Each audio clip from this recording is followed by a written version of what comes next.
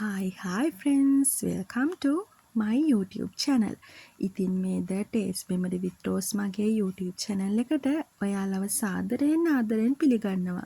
ඉතින් බලමු මම අද ඔයාලත් එක්ක share කරගන්න යන්නේ මොනවද කියලා.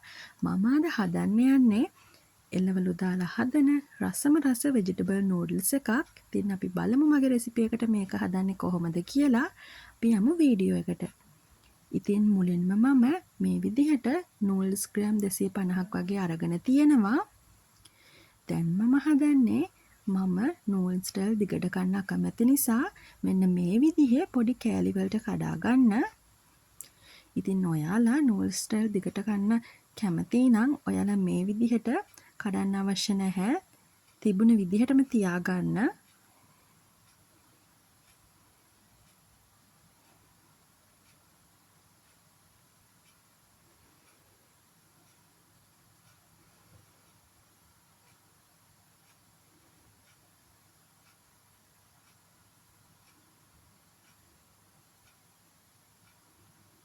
ඉතින් මේ තියෙන්නේ මම පොඩිවට කඩාගත්තු නූල්ස් ටික. දැන් අපි බලමු ඊළඟට මොකද කරන්න කියලා.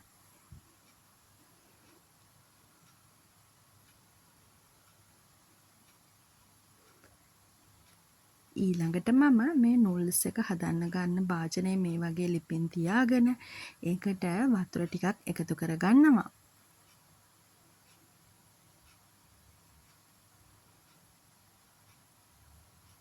මම මේ වෙලාවේදී ලිප ඔන් කරගෙන තමයි වතුර එකතු කරගත්තේ. ඊට පස්සේ මම දැන් මේ වතුර එකට කහ කුඩු ස්වල්පයක්, ඒ වගේම ලුණු කුඩු ස්වල්පයක් එකතු කරගෙන මේ කහ කුඩු සහ ලුණු කුඩු ටික වතුර එකත් එක්ක හොඳින් කලවම් කරගන්නවා මෙන්න මේ විදිහට. ඊට පස්සේ අපි නූඩල්ස් ටික එකතු කරන්න ඕනේ මේ වතුර එක නටන වෙලාවේදී.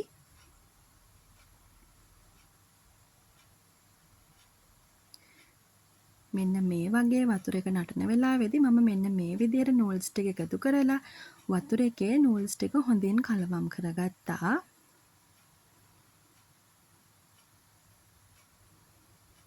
ඊට පස්සේ විනාඩි 4ක් 5ක් වගේ යනකම් නූඩල්ස් ටික වතුර ටිකත් එක්ක මෙන්න මේ විදිහට හොඳින් තම්බ ගන්න ඕනේ. ඔයාලා මතක තියාගන්න නූල්ස් තම්බනකොට බෙරි වෙන තම්බ ගන්නේ නැතුව හයිය ගතියට තම්බ ගන්න ඕනේ. මොකද අපි තව ටිකක් නූල්ස් එක කුක් කරනකොට නැත්තම් නූල්ස් එක ගොඩක් බෙරි ගතිය වෙනවා. ඒ නිසා අපි හයියට තම්බ ගත්තොත් එහෙම කිසිම ප්‍රශ්නයක් වෙන්නේ නැහැ. ඒ නිසා අපි නූල්ස් ටික හයියට තම්බලා අරගමු. ඉතින් දැන් තියෙන්නේ මම නූල්ස් එක තම්බලා අරගෙන ඊට පස්සේ ඒකේ තිබුණ වතුර ටික පෙරාගත්ත විදිහ. ඊට පස්සේ මේ විදිහට පෙරාගත්තු නූඩල්ස් ටික අපි ආයෙමත් ඇල් වතුරෙන් සෝදලා මෙන්න මේ විදිහට අරගන්න ඕනේ. ඊට පස්සේ අපි බලමු මේ නූඩල්ස් එක හදන්න අවශ්‍ය අනිත් අමුද්‍රව්‍ය මොනවද කියලා. මෙන්න මේ විදිහට ලීක්ස්, බෝංචි, කපාගත් ලූණු අපිට අවශ්‍ය කරනවා. ඒ වගේම තලාගත් සුදු ලූණු, කරපිංචා, ගෝවා, කැරට් අපිට අවශ්‍ය කරනවා. මම නම් අද ලීක්ස් වල අරන් තියෙන ලීක්ස් කවල කඳ කොටස. දැන් අපි බලමු මේ නූල්ස් එක හදන්නේ කොහොමද කියලා. ඉතින් මම මේ වෙලාවේදී නූල්ස් හදන මැටි භාජනය ලිපෙන් තියාගෙන මෙන්න මේ විදිහට ඔලිව් තෙල් ටිකක් එකතු කරගන්නවා. ඊට පස්සේ මේ තෙල් එක රත් වුණාට පස්සේ අපි මේ තෙල් එකට එකතු කරගන්නවා තලාගත් සුදු ලූණු සහ කරපිංච ටික.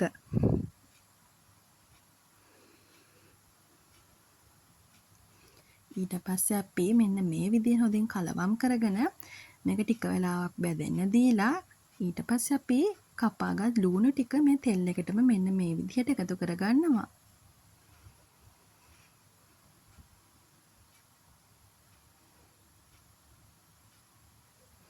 ඊට පස්සේ මම මේ තෙල් එකටම කෑලි මිරිස් ස්වල්පයක් මෙන්න මේ වගේ එකතු කරලා හොඳින් කලවම් කරගෙන බැද ගන්නවා. ඊට පස්සේ මම මේ වෙලාවේදී අපි හීනියට කපාගත්තු බෝංචි ටික එකතු කරලා ආයෙමත් මේ වගේ හොඳින් කලවම් කරගන්නවා. ඊට පස්සේ අපි මේක විනාඩි 2-3ක් තියෙන්න දීලා ඊට පස්සේ අපි සූදානම් කරගත්තු කපාගත් කැරට් ඒ වගේම ගෝවා ටික එකතු කරලා මෙන්න මේ වගේ හොඳින් කලවම් කරගන්නවා.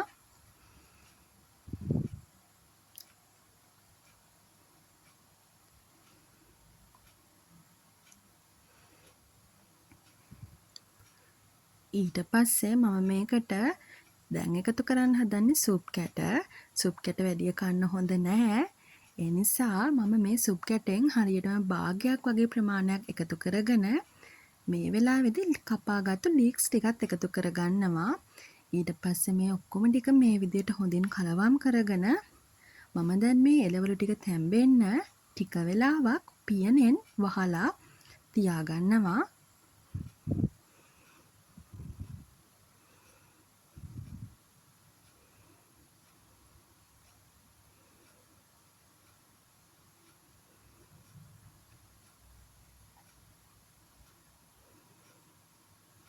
ඊට පස්සේ මම විනාඩි 5කට වගේ පස්සේ බලනකොට මේ එළවලු ටික හොඳින් තැම්බිලා තිබුණා. ඒ නිසා මම මේ විදිහට හොඳින් කලවම් කරගෙන ඊට පස්සේ මේ එළවලු එකට මම කලින් තඹගත්තු නූල්ස් ටික මේ වෙලාවේදී එකතු කරගන්නවා.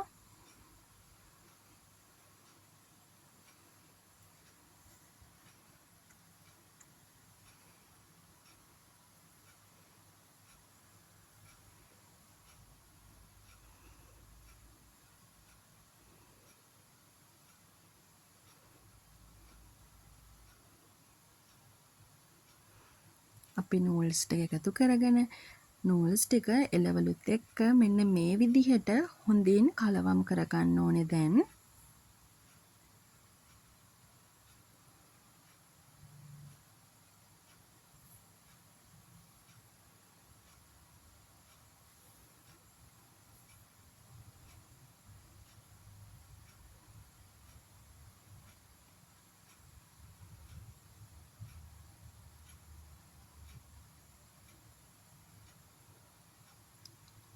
ඇත්තටම ඔයාලා වෙජිටබල් නූඩ්ල්ස් එක මෙන්න මේ විදිහට හදලා නැත්නම් අනිවාර්යෙන්ම හදලා බලන්න.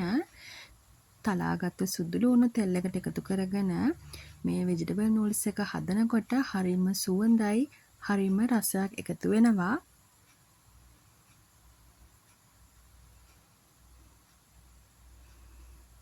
අපි මෙන්න මේ විදිහට නූඩ්ල්ස් එක හොඳින් කලවම් කරගෙන අපි මේකට එකතු කරගන්නවා.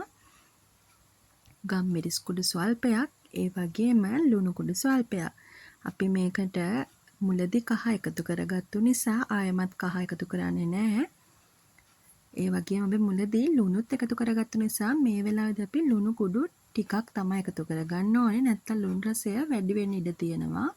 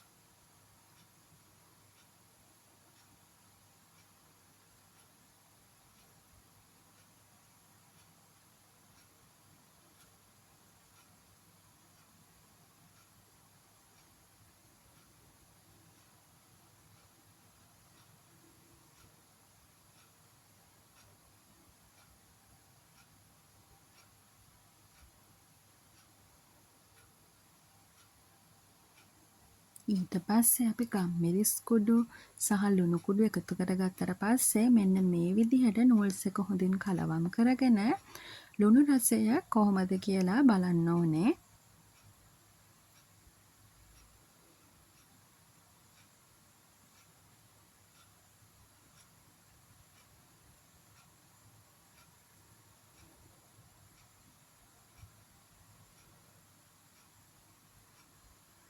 මගේ නූල්ස් එකේ නම් ලුණු රසය ගානට තියෙනවා. ඔයාලා මේ වෙලාවේදී රස අනුව ලුණු එකතු කරගන්න.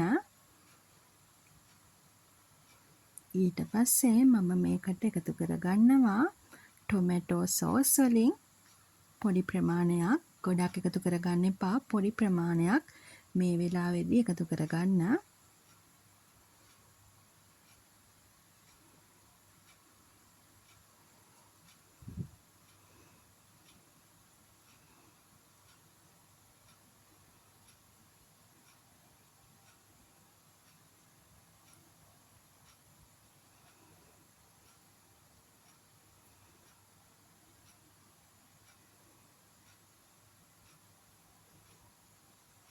ඊට පස්සේ අපි මේ වෙලාවේදී ලිප ඕෆ් කරගෙන මෙන්න මේ විදිහට නූඩ්ල්ස් එක්ක ටොමැටෝ සෝස් ටික හොඳින් කලවම් කරගන්න ඕනේ.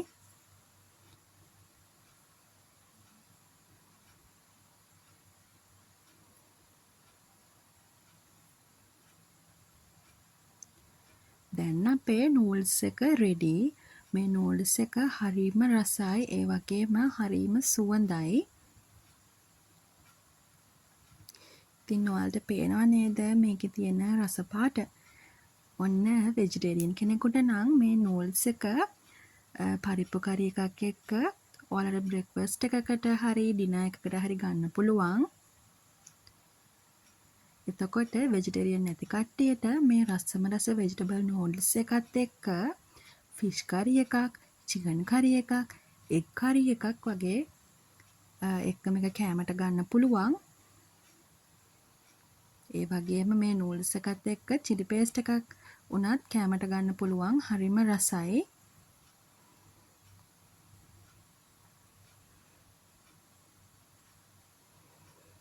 ඉතින් මේ තියෙන්නේ අද මම හදපු මගේ වෙජිටබල් නූඩ්ල්ස් එක.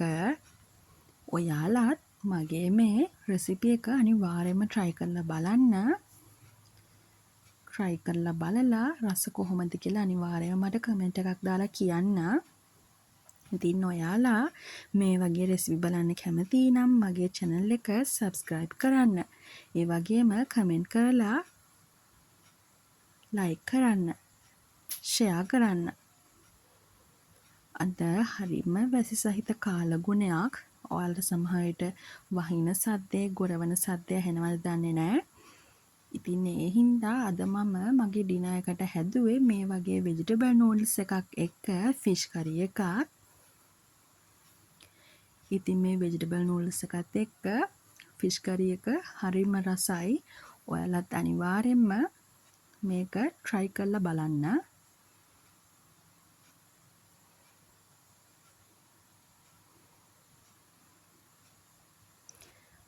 මගේ වීඩියෝ එක ඉවර වෙනකන් බැලුවට ඔයාට ගොඩාක් ස්තුතියි.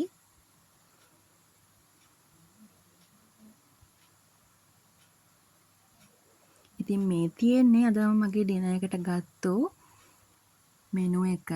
මේක හරිම රස මෙනු එකක්. Thanks for watching.